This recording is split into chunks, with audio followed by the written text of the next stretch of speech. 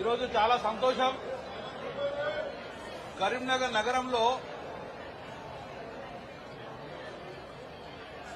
మనకు రోజు రోజు కూడా పాపులేషన్ పెరుగుతూ ఉండే, కానీ పాపులేషన్ అనుగుణంగా కూరగాయల మార్కెట్ లేకపోవడం, కూరగాయ మార్కెట్లు అన్ని కూడా రోడ్ల మీద రావడం, తద్వారా ట్రాఫిక్ ఇబ్బంది కావడం జరుగుతూ ఉండే.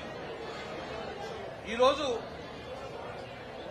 ఆ రోజు కలెక్టర్ కర్ణన్ గారు మనం అందరం ఉండగా కలెక్టర్ కర్ణన్ గారికి మనం హృదయపూర్వక కృతజ్ఞత తెలవాల్సిన బాధ్యత ఉంది.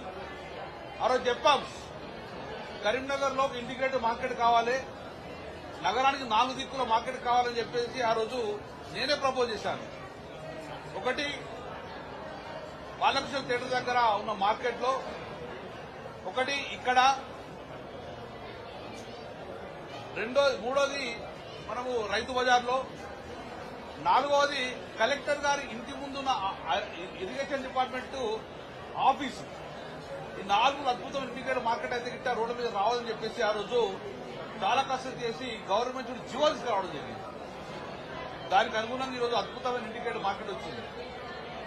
అది గౌరవ బండి సంజయ్ గారు కేంద్ర మంత్రి సమితిలో ఈరోజు మనం ఓపెన్ చేసుకున్నాం. ఇది చాలా తక్కువ నగరాలు ఉంటాయి ఇంత ఇంటిగ్రేటెడ్ మార్కెట్ 4 ఇట్లా.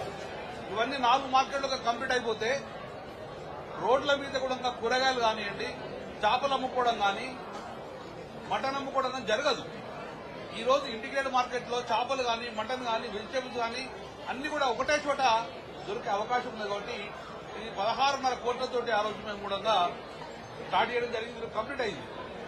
దీనికి జీవో రావాలంటే చాలా ఇబ్బంది పడ్డాం, కానీ ఒక 2 రోజుల లోపలనే దాని జీవో తీసుకురావడం జరిగింది.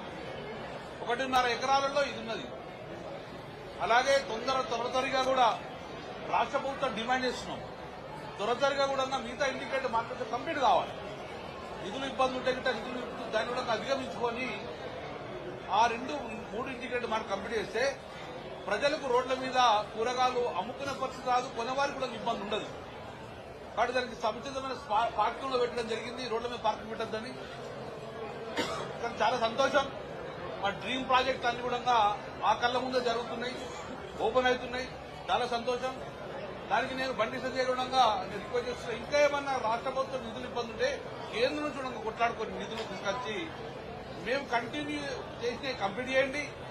అలాగే కొత్త ప్రాజెక్టులంగా బండి సంజయ్ తీసుకొచ్చి ఈ టౌన్ యొక్క డెవలప్మెంట్ ముందుకు జరగాలని చెప్పి మనస్ఫూర్తిగా కొడుకున్న 16.5 కోట్ల రూపాయలతో పాటు 188 స్టాళ్లు ఉన్న వాళ్ళకి కూడా ఈరోజు ఎక్కడ కూడా ఇబ్బంది లేకుండా పారదర్శకంగా వారికి డ్రాలు తీసి ఈరోజు మనం వారికి కేటాయించడం జరిగింది. రేపటి నుంచి వారు పనులు చేసుకుంటే డెఫినెట్ గా అన్ని ఒకటే కాడ వచ్చే విధంగా ఈ యొక్క ప్రజలకు అందుబాటులోకి వచ్చినందుకు ప్రజలు కూడా వారికి అభినందనలు తెలుస్తుంది. Thank you.